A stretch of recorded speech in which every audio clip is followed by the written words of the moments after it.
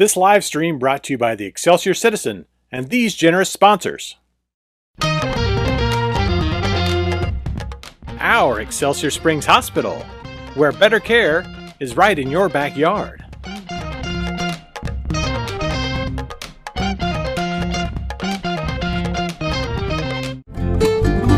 The Simmons Sales Team, your hometown realtors.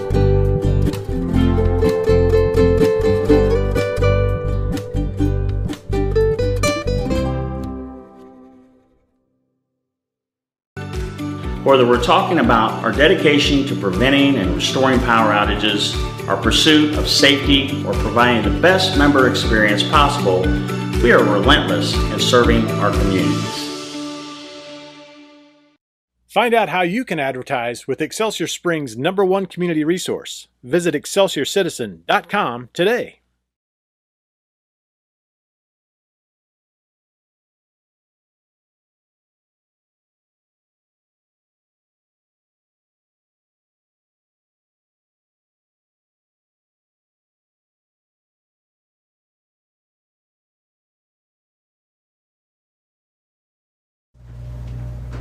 Second. First by Troy, second by Darren. All those in favor? That passes. Sorry, just look that way for votes still. It's been a year, 2-3 years. Yeah, I think it's a good idea too. All right, that passes 6-0. No, Caitlin is absent this evening. This time, will you join me for the Pledge of Allegiance? I pledge allegiance to the flag of the United States of America and to the republic for which it stands, one nation, under God, indivisible, with liberty and justice for all.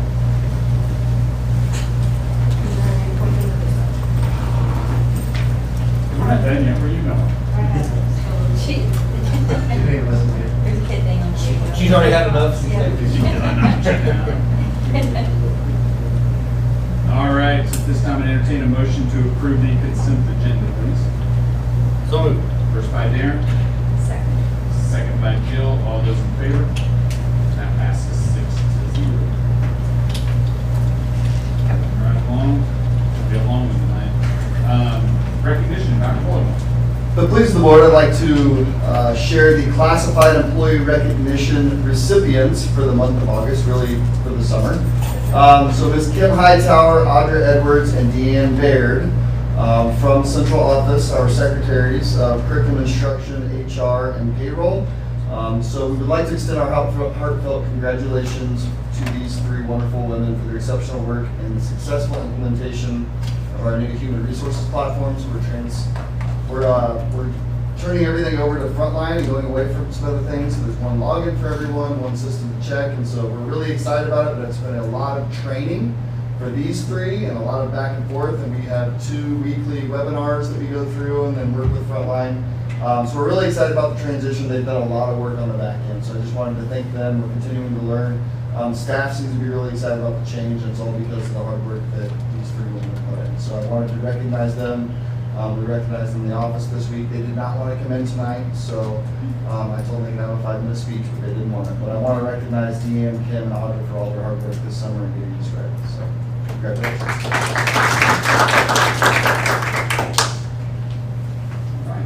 Next up is MSBA delegate report. Darren. You got a video to watch. Waiting all week. Welcome to the August edition of the Missouri School Boards Association's Board Report. We begin by looking forward to the start of a new school year in Missouri.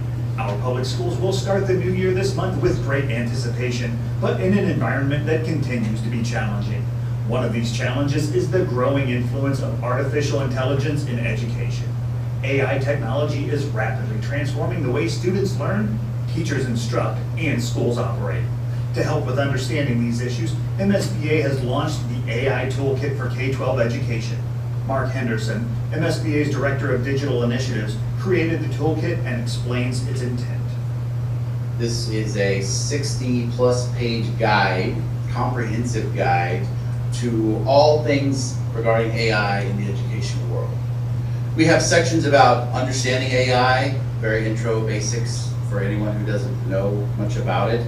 We have a section on safety, a section on ethics, we have a section on policy for districts. We have all kinds of tools in there and resources. We try to keep it updated constantly with new information, weed out the old stuff.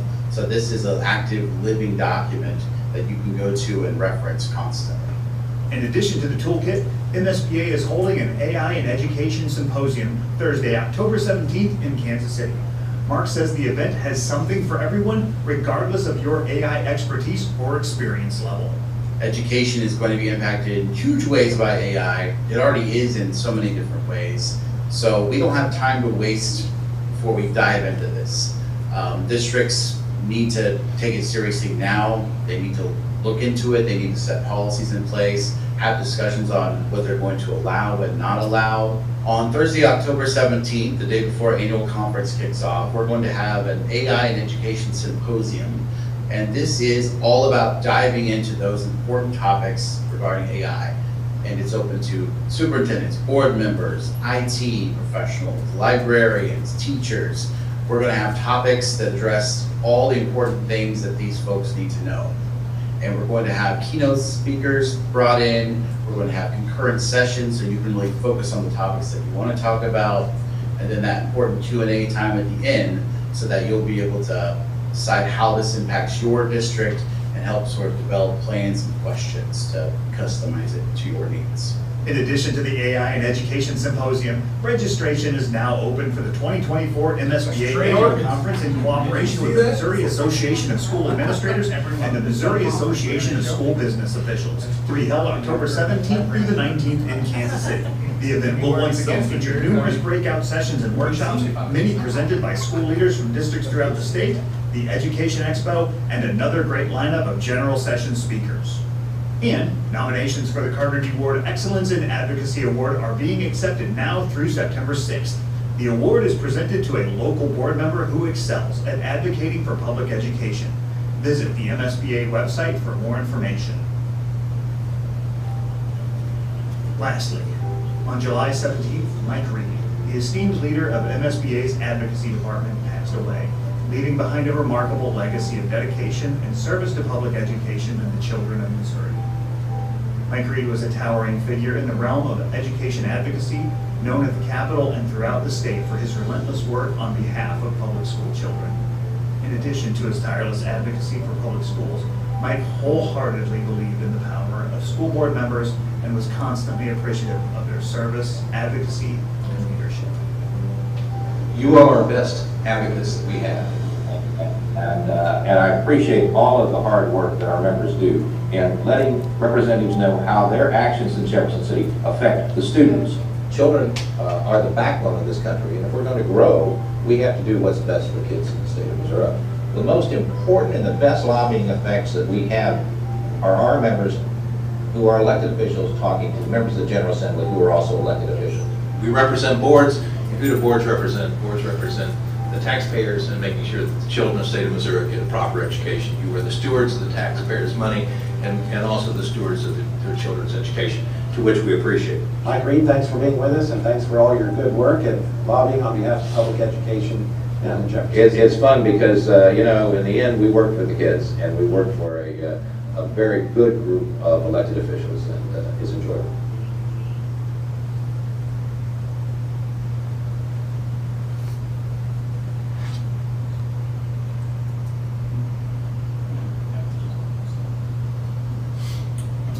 We have our Region 4 fall meeting coming up. It's at Pike County High School. It is on September 4th. Please tell Lisa by the 26th of August. Thank you, sir. Fill out a card.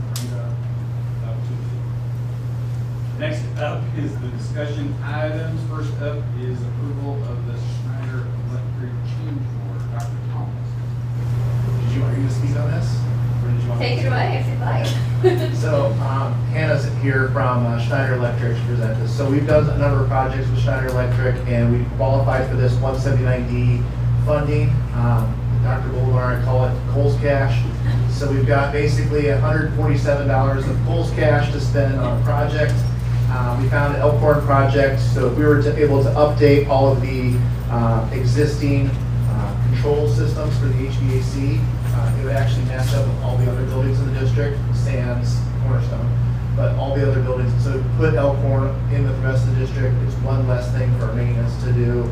It's also, we have most of it paid for free, so it's very minimal cost for a really good upgrade, something as far as keeping Elkhorn modernized. So if you have any specific questions, Hannah did come to help with those from Schneider Electric, but given the value of this deal and not letting those free dollars go to waste, we would ask for your approval of this program moving forward as presented. First by Troy, with a second. Second by Kenny. Any questions? What all does this include? Is it just basically done to update like our other buildings? Yeah, so it's really just to expand the foundation that's been laid through the previous project. So at the other buildings, you already have a control system that is standardized and consistent across the board. And this building was not able to be included due to budget constraints last time. So this funding will just really standardize it and be up to snuff with everything else. I think the only other building that doesn't have this right now is the middle school. And the reason for that is because the HVAC is outdated, so it would be done all at once versus updating the controls and then upgrading them again. HVAC, paying attention to be considered in the future. It's a ground source heat. Yes. So it's a completely different type of system too, but that's something that is going to be probably on the next round of bonds. That's one of the big issues that's going to have to be tackled is going to be the middle schools. Yeah, and this building too, it's similar to what you have at the high school. So I know Anthony and his team have been happy with the way that everything has been operating there, and this will just make sure that it's going to be operating the same way as the other buildings. Any other questions, comments? Hearing none, all those in favor? That passes 6-0. Kind of like the NARS. Rebate. You gotta spend more than you get that cash. Whatever fits in the brown paper bag, Yeah. you get 10% off. 11% rebate, you have it mailed in a week. Gotta go spend more money. The Schneider, they get their hooks into you, it's not a good way. We'll keep looking for more Kohl's caches. I'm just gonna say the Kohl's cash. You like that? That's a good. That's a good one. We'll keep buying with the Kohl's cash. All right, next up is the superintendent.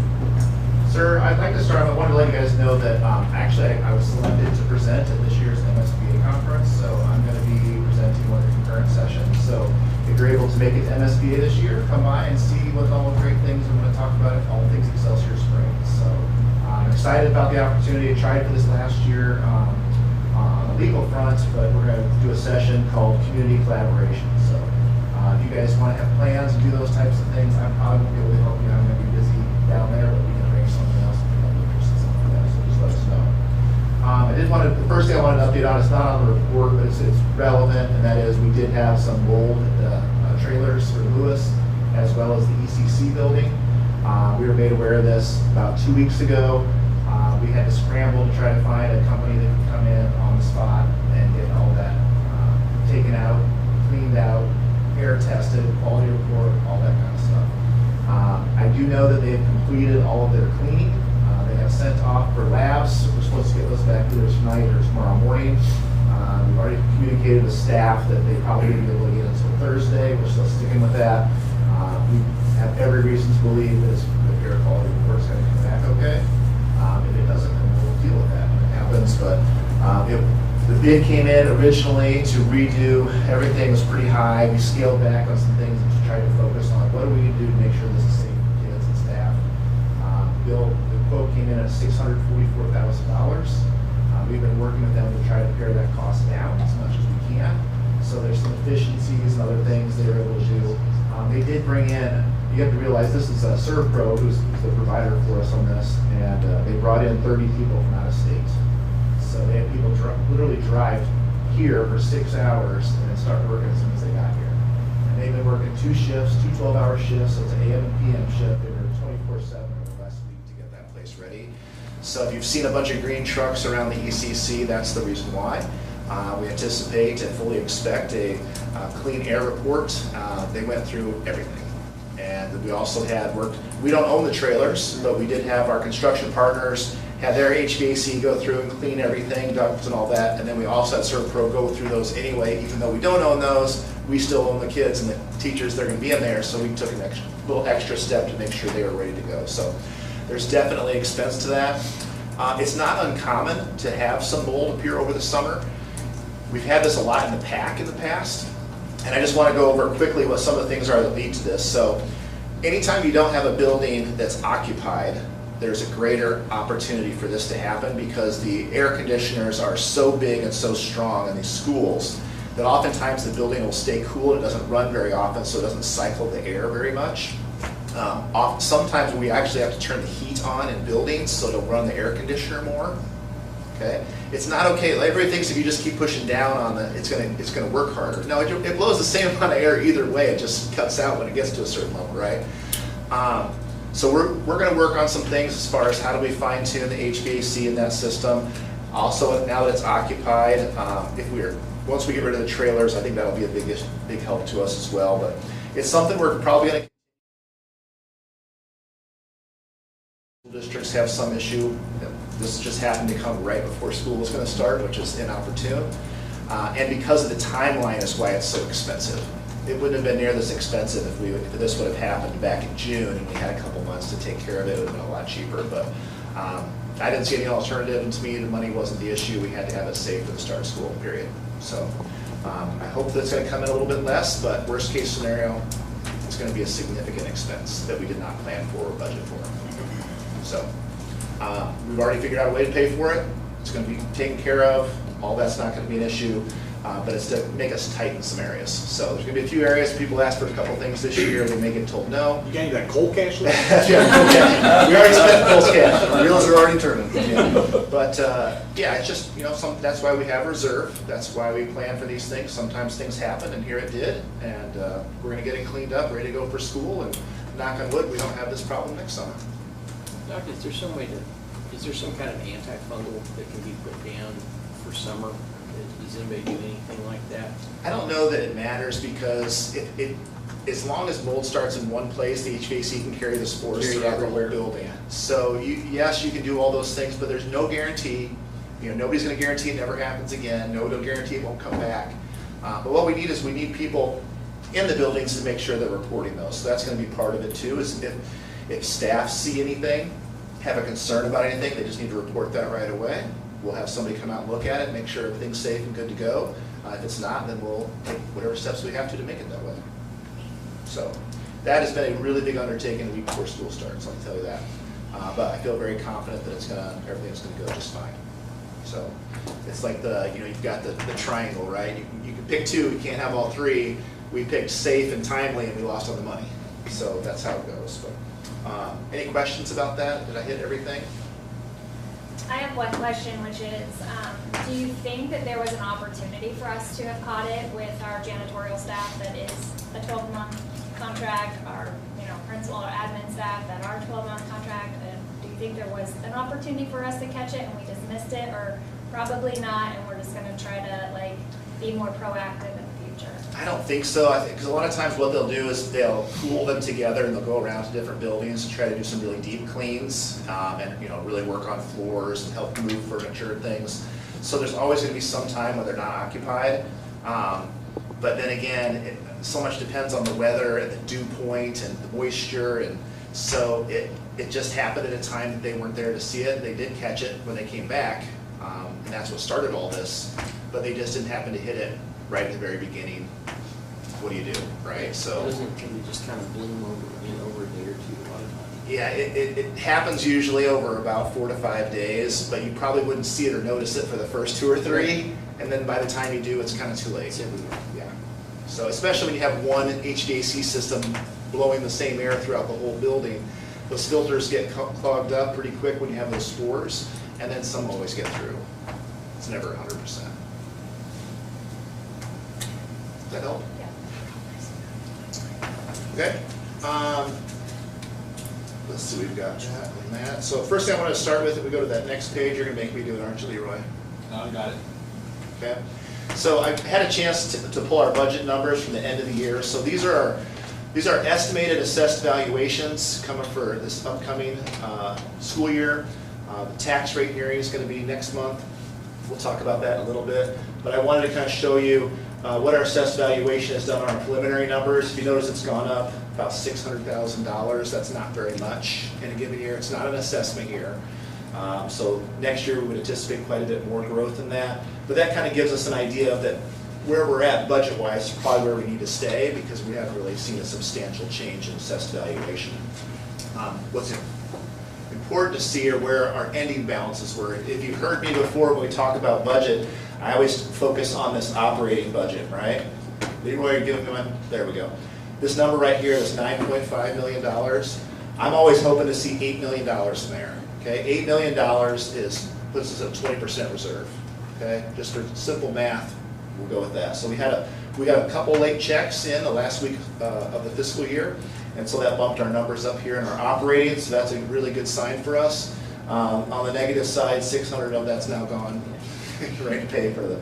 But we had a really good year last year. I'm really happy that we decided to put that money towards raises for this year. So this money is already accounted for. That money is already spent. We just haven't paid salaries this year, but that's where this is going towards. Gives you an idea. We've got that $28 million. That's an inflated number because we've got all these constructions and all this loans. So we've got bond money and we've got lease purchase money that's going towards Lewis. So that, don't focus too much on that. You really want to focus on the operating number. That's where we're starting with. So that was very positive. Put our reserves at the end of last year around 25%. Okay. We would anticipate going forward this year. We do have a deficit budget for this year, so we'll spend that down a little bit. We anticipate finishing right around 20-21% at the end of this year. I did want to focus on, this is really going to be important moving forward. And I'm not sure, I know we've had whispers of this, we've had some discussions, it seems like it's true, but I want to kind of really focus on this tonight. Our situation to hire teachers is dire. It is very difficult. There are very few people out there. There's even fewer in the system becoming teachers. And finding them and keeping them is going to be the most important thing we do moving forward. Nothing else we do is going to matter. None of it. Our curriculum doesn't matter, our training doesn't matter. None of it matters if we don't have good teachers in classrooms, so we have got to invest in that. A lot of people will say there's an arms race right now. I would agree, because North Kansas City is stealing our teachers because they pay more money than we do. Okay? Are we going to be able to compete with Park Hill and North Kansas City's salary structure? Not currently. We cannot do it with our current income and our current assessed valuation. Okay? Just to give you an idea, Smithville is the closest in size to us, okay? Smithville has over $100 million more of assessed valuation, and they have fewer students. So they're able to generate more money and pay better than what we're able to do. I wanted to put a comparison up here. These are some of the school districts. Here's a lot of people that we compete with or are nearby. So you can see Liberty, Orrick just passed a $1 tax increase to help pay their staff better. Yeah. Okay? So they're now paying $5.90 tax rate. We're currently at 5.2262. I rounded it to 5.23. But you can kind of see where we're at. We have got some ground to make up if we want to keep staying competitive when it comes to teacher salaries. Okay? We did some interesting things this year to get 42 as our base, but those first 5 years, those teachers just get like a $100 raise each of those first couple of years. We're going to have to address that moving forward at some point. But I wanted to do the comparison here because I believe next year is the best time to run an issue if the community would support it. We do have a survey going out to the community. It's going to happen after Labor Day, and we're going to ask them what their tax tolerance is, and do they have an interest in increasing teacher salaries, and that's what this is going to be geared towards. Okay? If you take a look at this next page here, this is our starting salaries, what we're competing against. It's difficult if I pulled up everybody's full salary schedule and we look through all of it. I didn't really want to put all that into here, but this just gives you an idea of how we're competing. We just raised it from 39 to 42. 42 is starting right now. Okay, so we just got there. Ours is still a little bit lower than Blue Springs because we did those first few steps. They don't really move up at all. So that's why we're close to the bottom there. So if you see the difference in what people are, we're going to have to get up into that $44,000, $45,000 a year starting salary just to attract new people. And that hasn't even dented keeping the people that we have, which needs to be just as important of a priority. So we're gonna take a look and see what the survey says. We're gonna ask the community. We're gonna put it out there and say, we need to pay our teachers more or we're gonna lose them. And if we lose all of our good teachers, our school system will not be as good. Can't run a district. It just won't be as good. And so we have to know that, we have to be honest about it, and we have to ask them to see how much are you willing to spend to get and keep teachers. That's really the question. So Unless we move up to 45, 44-ish, they're gonna move up to 40. everybody, 48. it's not just us doing They this. say, you know, oh, you almost had it. Yeah. But you gotta keep in the race. You do. You can't I agree. be- You can't fall behind. We can't be paying the same starting salary as districts like Polo Correct. and, you know, little tiny school districts up north. I mean, that we can't be in that, and the state raising the minimum really kind of changed It changed the landscape. because a lot of people are saying, well, heck, I'll go to a little tiny district where my family lives, and because I'm making $5,000 less than I would at a big district, and it's just changed the whole landscape. And you know, all these people talking about things like alternative certification and all this. I mean, would you want a doctor who had an alternative, certification? I saw the new thing in Kansas City, Kansas was proximity learning. Yes, I saw that. Yeah. So they'll have a parent in the room, and then the teacher will be teaching on TV from the other classroom. Yep. I mean, I don't want to get to that point, but that is, if we don't take steps now, we're going to pay for it in 2 years, because these guys aren't stopping. North Kansas City, Liberty, Platte County, Park Hill, they're all going to keep going up north. Well, I bet Park Hill does something to get up even with North Kansas City and Liberty, because we always kind of in the same ballpark, all three of us. Some of these I know I had the New Year's, but other ones I just had, because I didn't know if they made any change yet or not. But that's going to be real. So when we get that data back in, we'll report that. Like I said, that's going out that first or second week of September, so we probably won't have it until the October board meeting to be able to go over all the data. Don't we have a certain amount of discretionary on the levy? Aren't we, do we have any? Not on the. On Fund 3 we do. Right. So what you're referring to is Fund 3 is our debt service. And so the voters have authorized us to levy whatever we have to pay our bill for Cornerstone, basically. And we did a rollback, so we actually moved money from Fund 3 to Fund 1. And then what we're having to do is take that money and funnel it back there to cover our payments for now. So you could, the board could vote to raise Fund 3 and raise taxes in the community without a vote of the community, but we told them that we weren't going to do that. So my recommendation would be is if we're going to raise taxes, I think it's really important for our relationship with the community that we have them vote to approve it. Otherwise, they'll never vote for us to do anything going forward for a while. That's my personal recommendation. So that's where we're at with this. I'm going to continue pushing this because I think it's the most important thing we're going to deal with in the coming years. It's going to be teacher salaries, and it's an arms race, and we want to have better arms than they do. I want to be able to pull people from the bullpen, right? It's where we're at. So here's an example. I did this for easy math, okay? A quarter, 50 cents, 75 cents, right? If you want to see what a dollar is, you can take the 1 times 4 or take the half times 2. But home price, if you have a $100,000 home, you're looking either from, if it's 25 cents, it'd be $4 a month. If it's 75 cents, it's $12 a month. And then you can kind of figure out where you would be. That's a kind of an easy chart for people to figure out where they fall on there. Hopefully, if people will spend $15 to $20 a month for teacher salaries, then I think we can do a lot of good work with that. Now, I'll be honest with you, 25 cents doesn't move the needle very much. The cost of the election, it almost renders that option not the most viable, but I wanted to put it out there. It's still a possibility. 75 cents is probably a little strong. That would make us the highest taxing community around. I don't know that anybody wants that. I don't think our community does either. But I kind of felt like those were the least amount, most amount. Bookends. And honestly, what I think is the most reasonable is probably the middle at 50 cents. 50 cents, we can compete salary-wise with 50 cents. That would all go towards salaries and benefits. What would that bump us up to? It would be between that 44 and 45,000. More importantly, it'd probably fix those first few steps. We could bounce those out too. It would probably be pretty much dependent on certified salaries. It probably would not have a huge impact on classified salaries.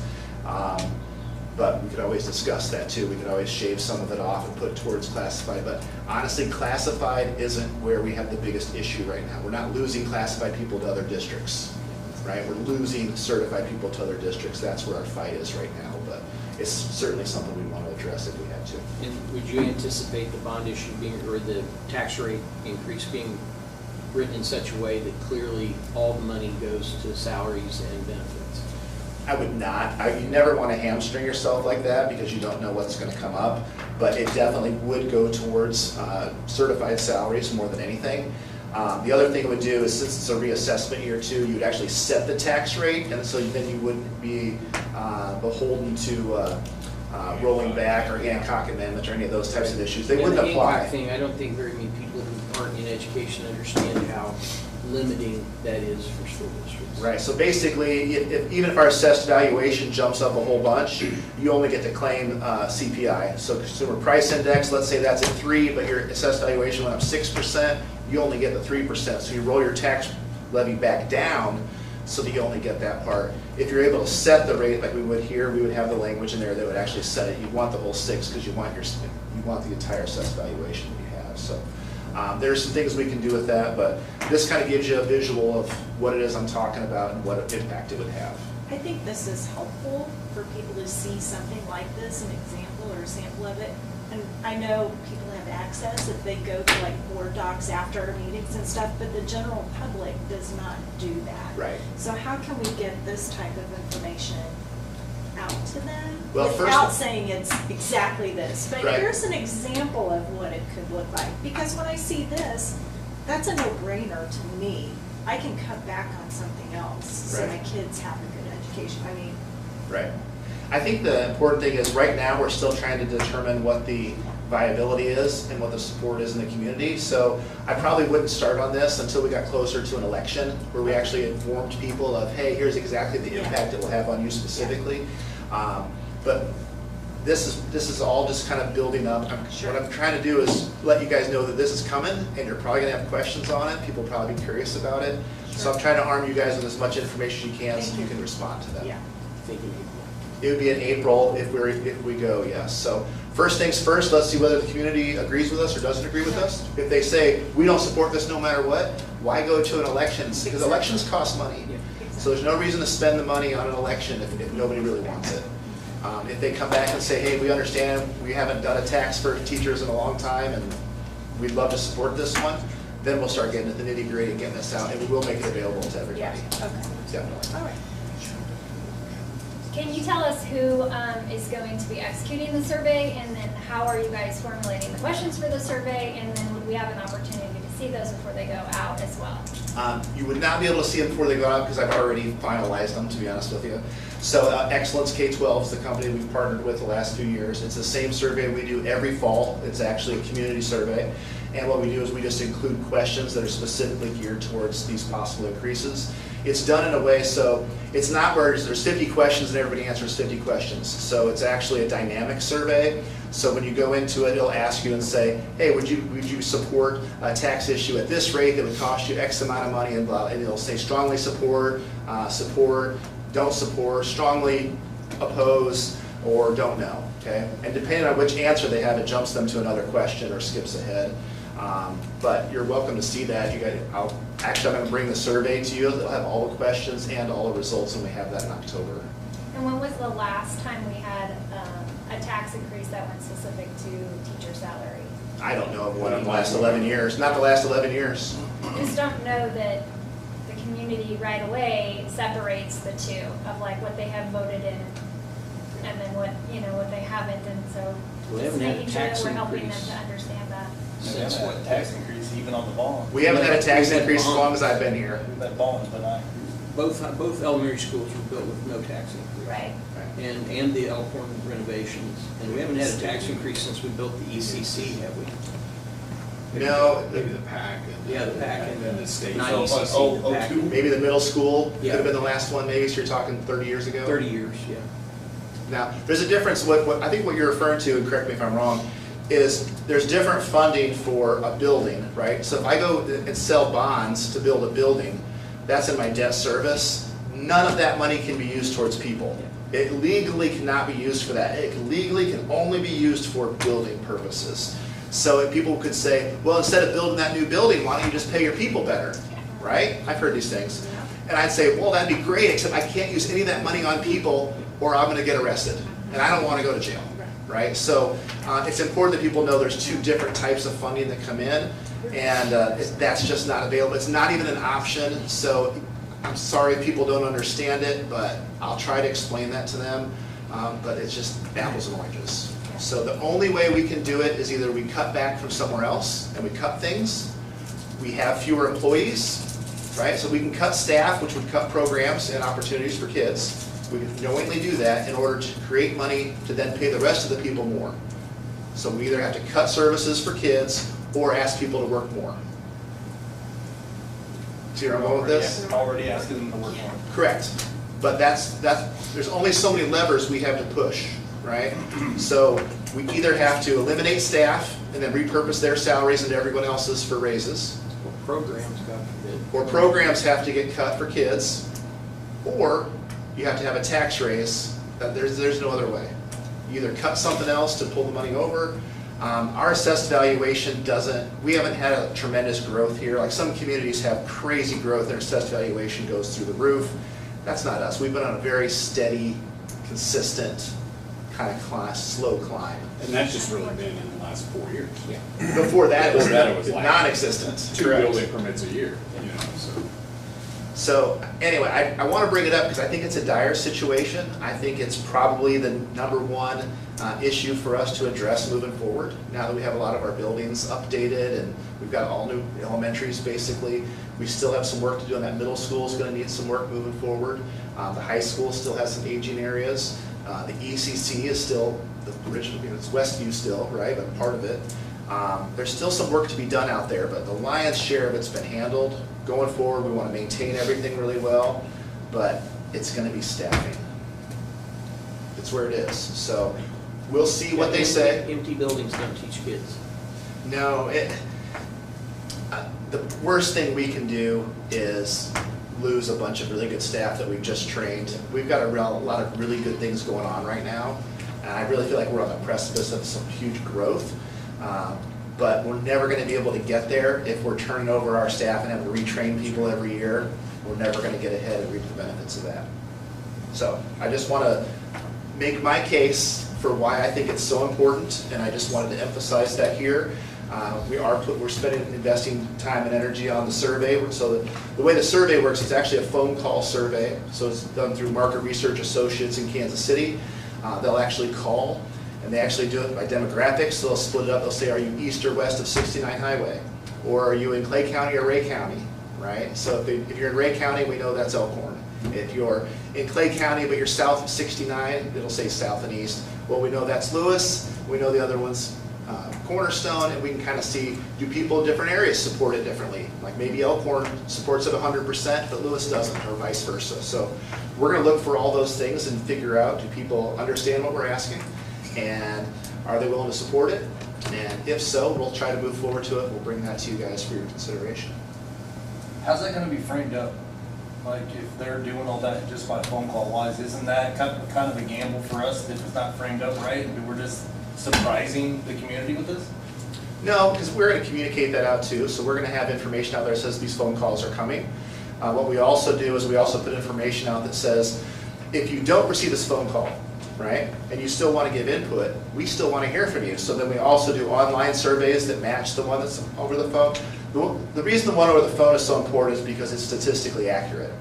We can actually say that it's plus or minus 4% accurate on what the actual vote would be. Online is not. You can't control who's filling it out, where they're from, you don't know that. So there's too many variables there. But it's still you want every single person to have a voice. You want to be able to, they have to have an outlet where we're going to at least read what their thoughts are and their opinions are this, and then we validate those. So we have 3 different online surveys that coincide with this, and those are going to be, we've got a community one for anyone in the community to take, one specifically designed for parents, and one is specifically designed for staff. And so then we can say, okay, how does staff feel about this? My guess is they'd be supportive of this, right? I assume, but then how do our parents feel about that at school? And then how does the community and just general taxpayers that maybe don't have any connection to the school, how do they feel about it? that's the only way to know how to gear an election campaign that's going to be successful. Does that help? Yes, sorry, I was just. No, you're good. I just frame it up. I just feel like, you know, this was strong on me and I'm not sitting here hearing about the details and the, like, yeah, that it's not gonna go over. I mean, it would. Well, it's going As to long as we frame it up to this is like, it's like Jill was saying, like Tracy, like, it has to be framed up right or they're gonna be like, no.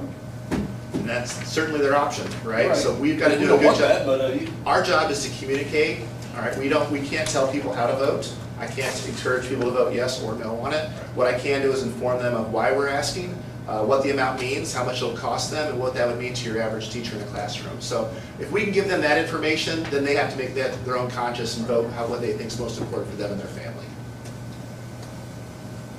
Okay. Last thing I have on here, on the last page, I've got just some important dates. So teachers obviously reported back to work. Convocation is on Friday. We have new teachers have already started. We had new teacher breakfast this morning.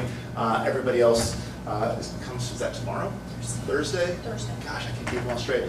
Open house is next Monday at all of our buildings. So that we picked all of them the same, right? And then we've got first day of school on the 21st, and then our first home football game on the 30th.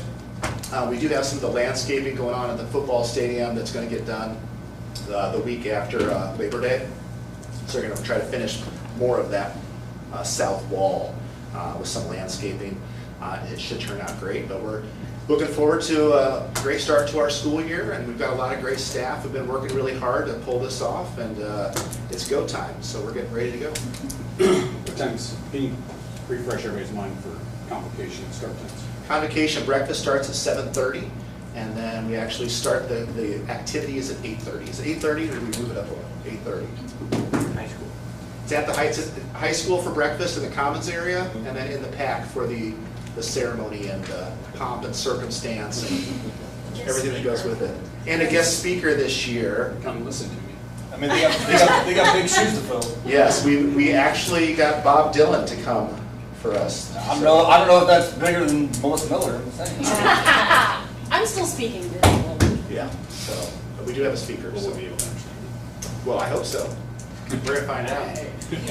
I have a question from a parent standpoint. Can you help us as parents understand why we do open house for all buildings at the same day, same time? I know you have a reason for it. We just sometimes as parents don't know. And when we have kids in all buildings and we're trying to like really soak up those kindergarten moments and rushing through really kind of emotionally makes it a little hard. Could you help explain that? Yeah, I could ask our principals and see what they say for that, but I'd be happy to ask them, pull them. That's not decided by you guys, that's decided by I don't know specifically why that date is, but you know that? I do. So we've tried it both ways, Tracy, and you have half of the people that want it one way and half the people that want it the other way. From a teaching standpoint, it's easier because a lot of our teachers have kids in the community. So they liked it the other way, but the parents hated it more when we had it more spread out. They're like, why can't we just run through this at the same time? So to give you the best answer I can, we've done it both ways, and parents hated it less when it was on the same day, I guess is the easiest way to say it. One of the reasons, again, that we do it is that it's easier to plan professional development around that day. For example, one of the things that we give to teacher, they are allowed time on the day that coincides with the open house as a day to get the rooms ready. So it really aligns all the professional development in the district. This is my 4th year we've done it both ways. Does that help? Yeah. Honestly, I haven't had any complaints on the one-day one since we switched it back. That was just because I didn't give you feedback on that year. Is it you? Are you speaking as a parent who did it that way? Yeah. So the parents with the elementary kids, it seems like once they start getting 3 or 4 kids that are spread out, those are the ones that you're like, now I do not like this. So yeah. That's all I have, sir. Excellent. Last up is the 24 tax rate hearing date, Dr. Thomas. So we did this every year. We want to set, since Clay County is a first-class county, We actually get an additional month before we have to do our tax rate hearing, which makes life interesting for Ray County, I'm sure. But we've got this worked out. We want to set the tax rate hearing for as late in September as possible so that we have the opportunity for the Board of Equalization to make any changes or amendments they have to the assessed valuation in each county. And we can provide the most accurate tax rate moving forward. This will probably be a 15 to 20 minute meeting. It doesn't take very long. It would be in this location, and it would be at 5:30 on September 24th, which is also a Tuesday. It gives us enough time to get the numbers in from both counties, process them, get you to approve it, and then also get all the paperwork back to both counties. So, Does that work for everybody but Troy? We'll be all exploring the world. You still having our main board meeting that month? yes, we are. Okay, just make sure. Yeah, this would be a separate standalone meeting just for this only, and like I said, it usually doesn't take very long. Everybody good?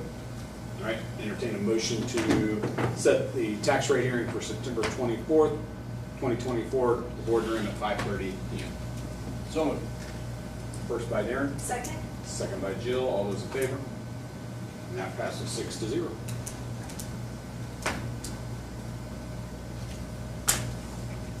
Well, that brings us to the end of our exciting meeting. Yep.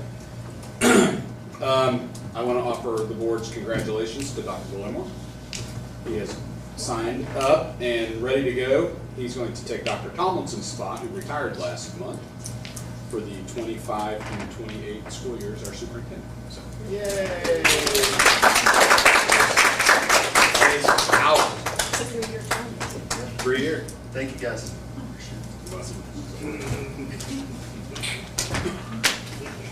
Anybody else got anything? All right. Entertain a motion to adjourn. Move to adjourn. Second. First by Troy, second by Jill. Sorry, I was eating that minute. All those in favor? And that passes 6-0. Thank you guys for coming out. Enjoy your evening. Welcome to the SRO team. Baxter!